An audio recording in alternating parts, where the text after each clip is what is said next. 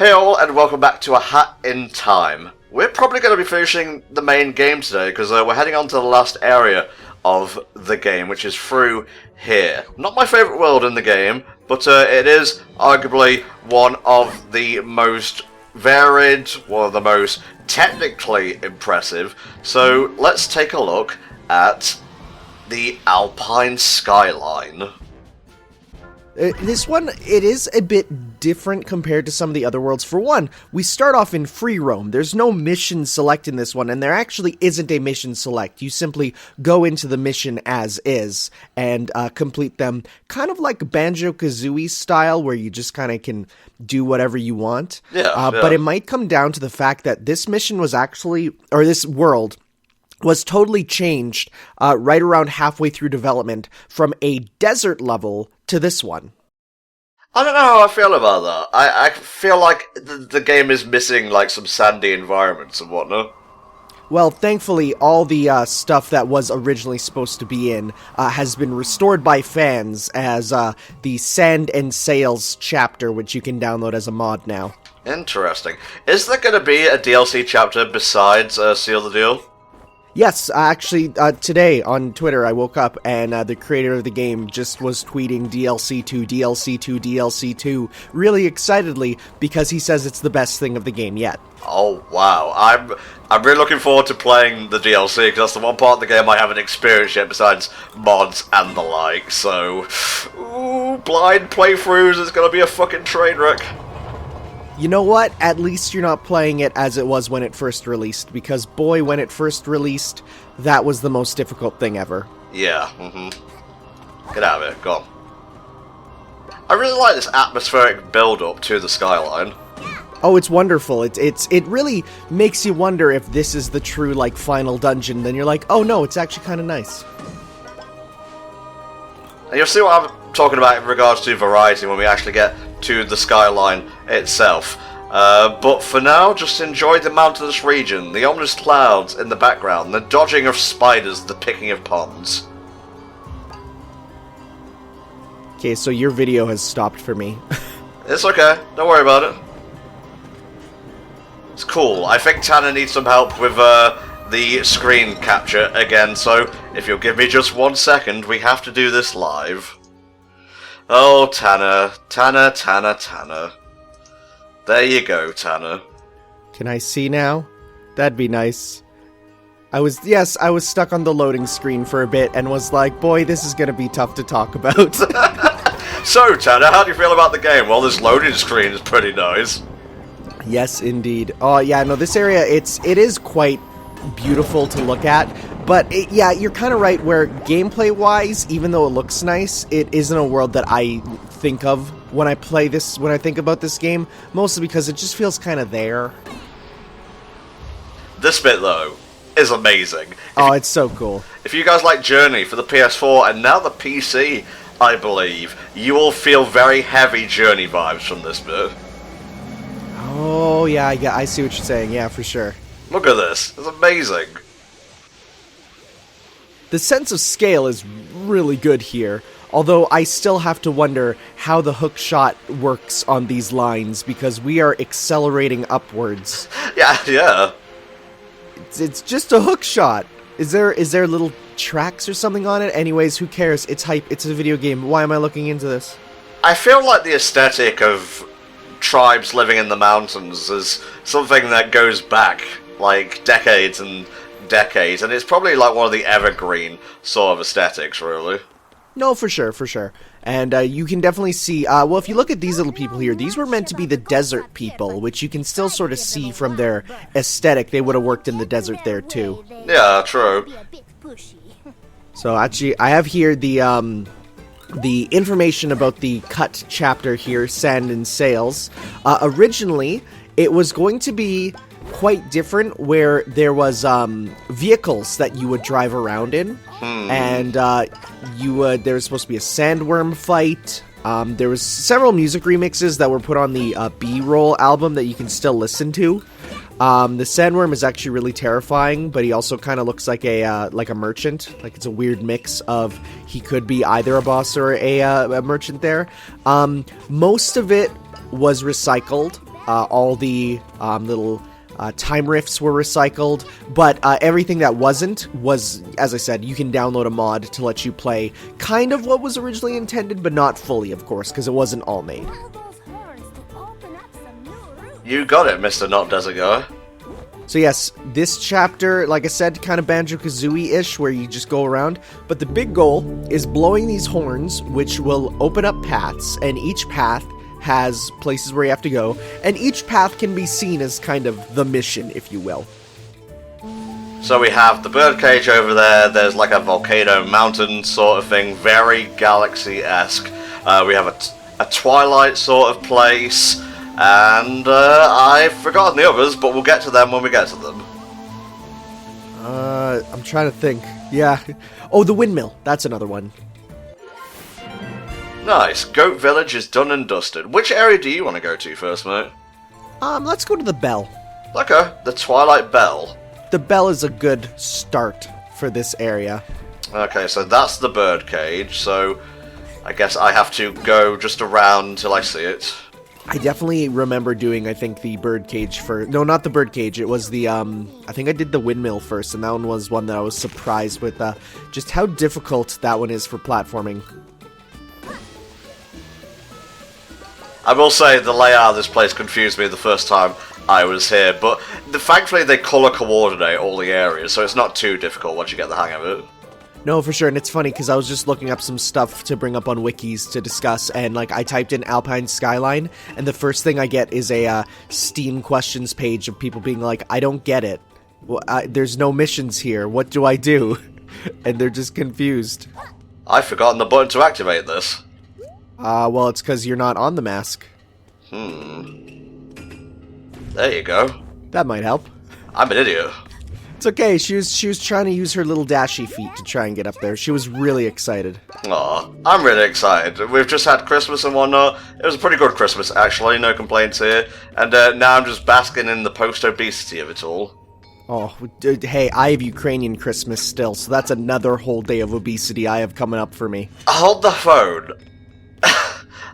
Ukrainian Christmas? What the fresh hell is this? Oh, I guess for non-Ukrainian people, they don't know about this. Yeah, there's a thing called Ukrainian Christmas, which is a second Christmas around January 7th or so. And it is just, yep, another day for food. Usually not presents anymore because our family's like, no, we're already presenced out. But yeah, another whole day of obesity and having the family over, making very rude comments because you're not married already and don't have children. And it's, boy, it's great. Wow, I feel like I learn more and more about you the more we do these playthroughs, Tanner. Yeah. Oh wow, look at that. The Twilight Bell. The merchant here, we can talk to him, and he'll be like, hey, buy this stuff that's really expensive. And I'll be like, no, I gotta save my ponds. Welcome, young one. Still nothing that I want, honestly. Well, you don't want the badge. No, I enjoy the really charming voice acting in the game. No, it's really good. Open up, Minder, I want to come home. I do have to wonder if these are supposed to be based on, like, yeah, big Twilight Princess vibes. Actually, a little bit with the way it looks. It looks a bit like the Hyrule from Wind Waker a bit. A little bit. Like the grey stone and the washed out colours and whatnot. Yeah, so I do have to wonder, like, are there individual mission, references that there are, or if it's just we're looking too far into it and video games have just been everything forever. Oh man, we got the negative bells here. Evil! Evil! So yeah, the negative bells are kind of, they keep things being off, but so even if you use your mask there, it doesn't count. Now I think if you do hit the bell, they do shrink, so there are different ways to get around. But this is pretty much the super mission for your Dweller mask and the bells, with featuring many different paths you can go on.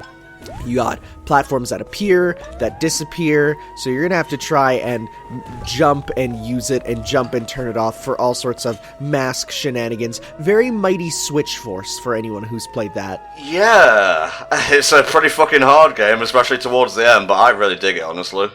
I listen to the soundtracks of those games always. They're always on my phone because they're the best soundtracks ever for a game that is just kind of a puzzle platformer. Made by Jake Vert Kaufman, who is God.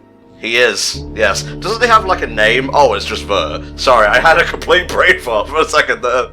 Well, he does sometimes go by Mint Potion now when he has a singer with him. Okay, yeah. Doesn't he have a dog named Nugget? I don't know. He might. I love creators' pets and so on, except for when they're, you know, oft to make a point in a narrative. I don't have examples. Don't expect me to give any. But yes, we have here, like, the bells start to move, and again, it's a lot of putting stuff together, and that's really good, using the ray shines of it. Oh, we get the time stop yarn, which means we can start to think about making the time stop mask. Now, we only have 8 yarn here, though. Oh, yikes. Yeah, I'm gonna have to start picking those up. Look at these split. So, like I said, that mask was optional in the full game, but there is a section of the new DLC which is makes it mandatory. So yeah, we got to start getting that. Thankfully, by the end, they just start throwing yarn at you like kind of crazy. Look at this crazy shit. Real inventive platforming. Woohoo! Oh yeah, and the little run up there is saves you so much. It's okay. I'm just taking a run up. It's okay, it was practice one run. We're intimidating them. We're like, we're here, yeah, what about it? Do these things even have sentience? Are they just like magic, dark magic, if you will? Well, I think on top of them are the like the dweller spirits there. So whether they are doing something or whether they're just along for the ride with an evil sentient bell, well, we may never know until we get the bonus, file with all the enemy data. That's my favorite thing, where they're like, hey, here's like the enemies' names and backstories for everyone that you killed. Oh yeah, that's great. Oh, bit of a stutter there. It's fine. Don't worry about it. Whee! So we got the key, which means we can obviously open the door to darkness and stop Ansem. This part will probably come out just before New Year's, actually. So, Kingdom Hearts hype. Get ready for it. Oh, it's so close I can taste it. Don't taste keys, guys. You might get tetanus or some shit. Just a little salty. That's a cool puzzle. Yeah, just like every now, like I remember getting there and I'm like, what do I do? And then I do it. And I'm like, that is brilliant. I want to be careful to like not jump down into a bottomless pit, you know? Yeah, for sure. The camera doesn't give you full motion of looking up and down. It kind of restricts it, so it is a little tough at times to know whether a jump is a good jump or a very, very bad jump. I want to get over there. I think so. Yeah, there's stuff over there. And yeah, sequence break. We didn't need to jump up it. Yeah. Oh, this is gonna be hard. Yep. That's what I was afraid of. I think you need to use the bell under it for that one. Yeah, God's up. God, you lad. So yeah, by this point, you do need to have pretty much every hat aside from, hey, time stop, here it is. We'll get the Dio hat eventually. Oh, and you take one guess what one of the most downloaded hats for a time stop is, the hat mod. You're gonna have to go ahead and tell me, because my imagination is lacking right now. Well, I was gonna make a joke about, you were gonna say Dio, and I would say, no, it's Sakuya from Toho, and that would have been a funny joke, but it's Dio. With sound effects and everything. Yeah, nothing can stop me. I am Hat Kid, and I have power over hats. Oh, yeah, this one is a bit of a weird one because of the fact that it is a, it's too short to just go under, so you have to use the negative bell here to do something with it. And I think it's you use it, go over there. There you go. Yeah. It's a weird one. Even I don't super get it. Thought I was going to be trapped in there for a second. That would suck. You have this whole mission to save the universe, and you're stuck behind a gate that you could fit your arm through. Yeah, There's another negative bell thing. Nope, we just have to go up, I guess. So we've kind of trapped those in there, which makes you start to wonder, are these, galaxy blocks, if you get stuck in them, do you feel like the pressure, is it a physical object that you're stuck in, like teleporting into a solid object? I think about these things. You do, and it worries me, because you're not living your life worrying about such frivolities. No, sometimes I'll just be out buying groceries, and I'll start to think about, like, the semantics of teleporting inside of objects, and it sets in. I know they say don't let it set in, but it sets in. Who coined that term, first and foremost? Because I've heard Pat say it a lot. I think Pat. Don't let it set in. It's universal, I think. We've all let it set in once or twice. Alrighty, we're getting there. Approaching the end game here. Well, rather the end game of this rather long, and I don't think it's technically a time rift either. I think it's labeled as something else, because it's kind of just in the mission. And here we are in the cube. Oh, we have 10 more timepieces to go, at least in the main game. I'm not sure how many Seal the Deal actually has. I don't know. Okay. Base, it adds, I think, there's 3 missions in the world, but they're really big missions. But there are, I think, 3 then time rift missions, so. Look at that. I think I'm going to pick the next one, and then I guess we'll flip a coin for the last 2. I want to do Lava Land. Yeah, Lava Land's a fun one. Yeah, very big Mario Galaxy vibes from it. Okay, this is the right way, yeah. Yeah, towards the lava. Look alright. I've been wrong before. No, it's fair, sometimes you'll be on a road and you'll be like, yep, this is the way they go, and then you notice you missed the turn and you're like, nope, now I guess I'm going somewhere else. Indeed. We're not going to the movies today, kids. We're going golfing. I imagine you just wind up in the Odeon or some shit. Huh. Little map there for you. Oh, I didn't even notice that. Mostly because when I first played this game, I had to play it on such low settings, everything was too muddy to understand. It's even harder to the right, so I guess that's the way to the lava cake. So I think there are, some of these you do have to do, like, little mini-missions before you get to the main area. Like, for instance, to open up the next horn, you might have to do a little bit of platforming and stuff. The lava cake is what it sounds like. It is a large cake made out of lava. Yes, indeed. And I want to say, was the Lava Ice World in Galaxy 1 or 2? I'm not sure. It's difficult, isn't it? Because I seem to recall there being one in either. I'm gonna type in Mario Galaxy Fire and Ice World. Freeze Flame was in 1. Yes. Okay, cool. Because, yeah, that's a little bit, I love that idea of mixing fire and ice for stuff. You get Freezeezy Peak, you have all those different types of worlds there. Or no, Hailfire. Hailfire was the one that was fire and ice, right? Mm-hmm. They kind of do that with One Piece, too. Not to bring anime into the discussion, but it's Tanner. Of course anime is going to be brought up. They do this cool thing where it's an island where 2 guys with the power of ice and fire fought for like 10 years straight. So it's just all half fire, volcanoes and everything, and half the coldest ice ever. It's really cool. It's just the aesthetic, the juxtaposition of 2 contrasting things that I love. Yeah, no, for sure. And that's a word you should try and use once a week, kids. Juxtaposition. It sounds good, it makes you seem smart, there's literally nothing wrong with it. No, for sure. I'm sorry we had to do this again. Alas, I am an idiot. That's okay. It's really not, but, what you gotta do? You can't stop me from being an idiot. Yeah. And don't worry, your playthrough is way more legitimate than mine, because in mine I used the Freedom Planet hat. That was the DLC one, and boy, that breaks things, because you get a third jump. I was just sitting there seething is what I was doing. I mean, I always do the thing of, well, if the developer put it in the game, then it's obviously intentional and you can use it, but technically it is official free DLC. It's the easy mode. It's what it is. Can't believe you need easy mode in a game that is honestly pretty easy.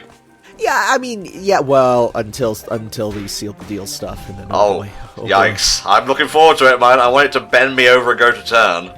Well, not so much the actual seal the deal missions now that they've been patched, but when they were first in, they were brutal. Mm-hmm. Hey, look at this shit. This is great. Very much. Well, there was an area exactly like this in Mario Galaxy with the lava above and below you there. You even got the fire flower at one point, and oh, you're gonna make it. You made it. And we got firebirds here, which seem unperturbed by their status of being constantly set on fire. I mean, eventually you would get used to it, you know?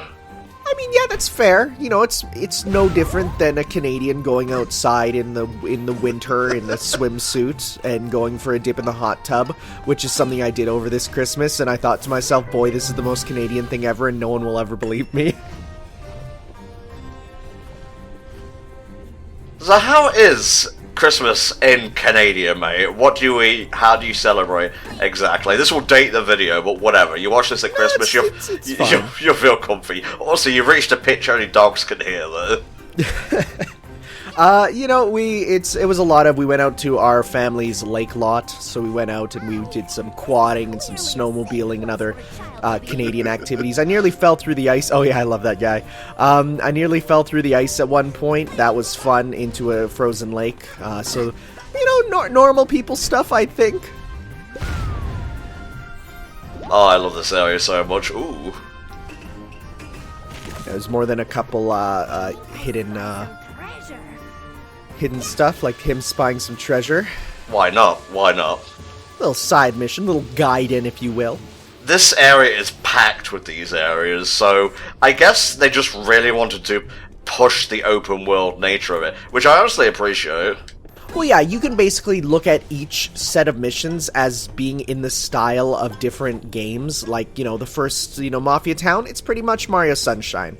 Then you got, as you go on, you got, with the subcon, with the contracts, it's just a little subversion of it with how that works. But this is like, more Banjo style, with being, it's a big open world, go and explore. Bada bang, that kind of wasn't worth it, but hey, Rift tokens, it's all good. Well, I mean, Rift tokens can lead to some fun stuff, and they're especially important if you're installing a lot of mods, because some people decide to be big jerks and be like, hi, I see you installed my mod for a cool color for Hat Kid. Yeah, you have to unlock it through the Rift token machine, and you're like, why? Why couldn't you just give me something cool to do to unlock it? And it's totally something people can just turn on and off. Like, it's not something that they're like, oh yeah, I had to do this to make it work. It's like, no, they just decide to do it, and it's like, big why. Big why indeed. I got the timing of the gods, mate. You can't fuck with me when it comes to 3D platformers. Well, when you have all this experience, it's, I will say, it is so weird watching young kids play 3D games like this for the first time. Mm-hmm. Because you realize, like, what they play has totally changed how they view this sort of stuff. Like, to us, I look at this, I'm like, yeah, it's 3D platforming, no big deal. But then I look at them playing, and it's like, wow, spatial awareness in, of 3D is very different among different generations, huh? Yep, for sure. I just feel like A Hat in Time is a game that loves 3D platformers, but also loves people who play 3D platformers, you know? Yeah, no, for sure. It's that idea that, rocks a certain number of games where it's like, it's not so much, it is a love letter to how things were, but it's a love letter to how people remember things. Looking at Sonic Mania, it's not Sonic 1, 2, or 3, but it's how people remember it, and I love those ideas of it is better than what it actually was. Because I'm going to be honest, Sonic 1's a little bit janky. Like, it's... Yeah, Sonic 1, I would argue one of the weaker Sonic games. Oof. He said it, not me. Kill him, not me. Okay. One of the weaker, let's say... when I say weaker, I mean at least bottom half of all the games. Okay, I'll let you off. Yeah. I'm not saying it's bad, but I'm saying it's pretty okay. I would say it's the worst of the original Sonic games, honestly. Oh, 100%. Gotta get that yarn. I've got a craving for yarn. I'm in a barn with yarn. Sorry, that didn't really finish as how I wanted to. Slurp it up like spaghetti. There you go. I'm just knocking these out, Tanner. Yeah. Well, like I said, these missions, because they're not very story-based, like, the only story you get is at the end of each of them, where you get usually a little cutscene or something like this involving these nefarious-looking plant things with no real explanation. No, nothing happening here.